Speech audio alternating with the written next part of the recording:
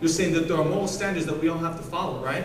I'm saying that there's a God gave us moral standards. Yeah. And these standards are true. It's an objective truth. I can't, but you're still looking at these objective rules subjectively. You're still seeing that from a subjective perception. So for you to call that standard good is subjective regardless. So we're all on the same ground. If your subjective standard, by definition of good, is say, I think it's good to murder someone, that's your opinion.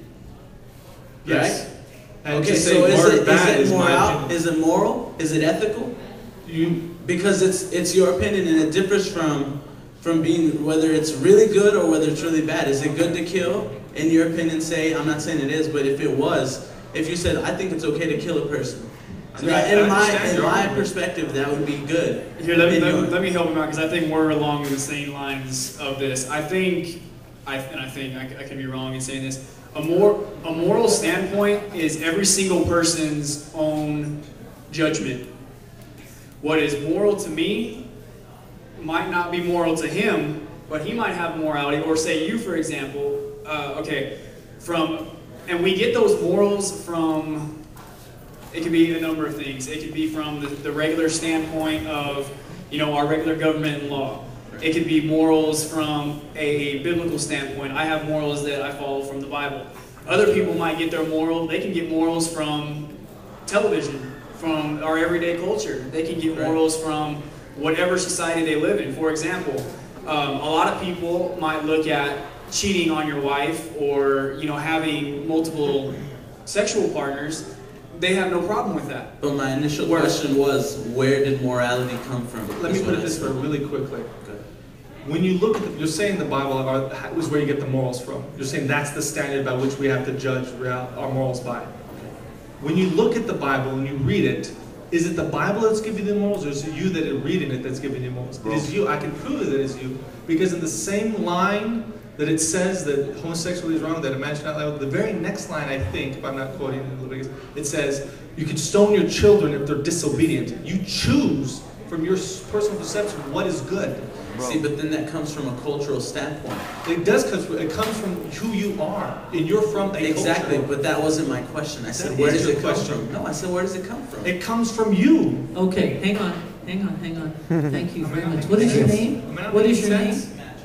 Matt, thank you. So Matt is asking the fundamentally important question of if God does not exist, what are the possibilities for human morality? Is it possible, if God doesn't exist, is it possible for us to have a universal morality that applies to all human beings so that we can live in peace on earth? That's a huge, huge question.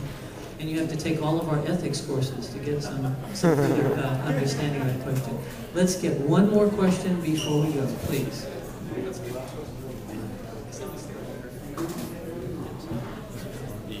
Hi, I'm Chris Adams. For you, Alex, if you believe there is no such thing as a God, then what do you think about a devil or Satan or demons? There are so many cases of demonic oppression and possession on this world, and so many have been cast out or, in power because of such things. Where did that come from? Good question. If I told you that I was the devil right now, would you believe me? You don't look like it. I don't look like him. What does he look like?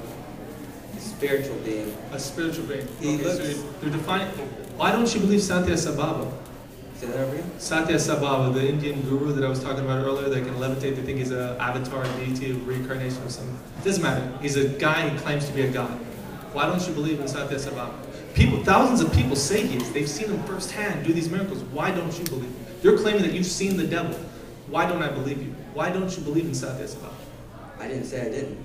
Why don't you believe in Zeus, Thor, anyone who claims them to be true? I never heard Zeus claim himself to be true. Someone claiming Zeus to be true.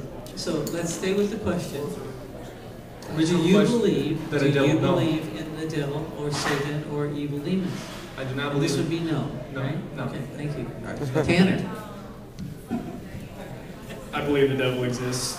Spiritual being, just like with everything else, just like God can influence us to do good, He influences us, and He's the architect behind everything evil that's done.